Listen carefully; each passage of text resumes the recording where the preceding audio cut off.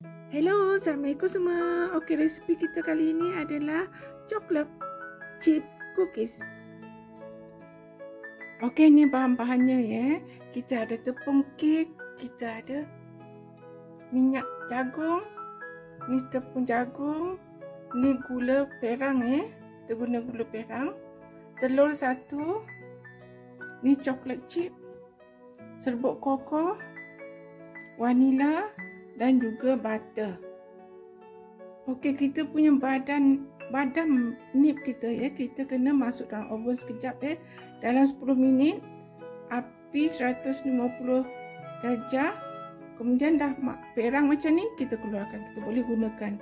Sekarang kita tepikan dulu. Okey, sekarang kita nak pukul butter, gula perang,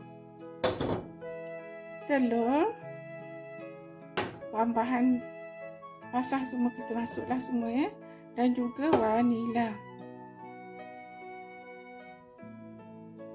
Okey, pukul hingga sebati tak perlu kembang sangat. Dia dah bercampur semua tu dah ya. Okey, sekarang kita guna spatula. Kita masukkan barang-barang kering pula. Barang kering kita, tepung jagung, serbuk koko, gaul sebati dulu.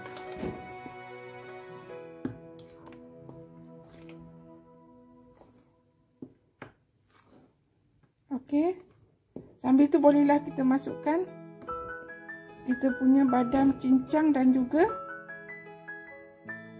yang kita dah bakar terlebih dahulu tadi, dan juga coklat chip ya. Badam dan juga coklat chip. Gaul sebati.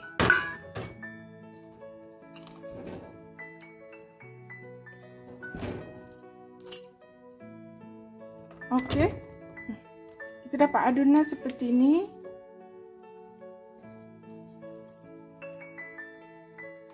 Itu sikit, lembut sangat ya. Kita boleh masukkan dalam piping bag ya. Okey, dah bolehlah kita masukkan dalam piping bag. Okey, kita pipingkan begini, senang je.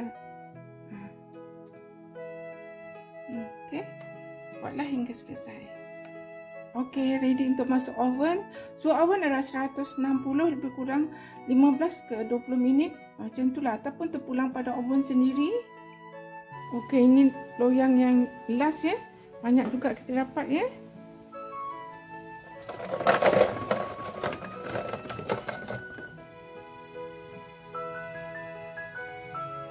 Okey. Kita ambil satu, nak tengok. Uish, dengan sangat. Langut sangat ni, sedap. Dia punya kacang khas cantik sangat. Rangup dan rapuh ya. Okey. Okey, so terima kasih kerana menonton. Selamat mencuba ya. Jangan lupa like, comment, subscribe and share. Sampai jumpa lagi. Bye.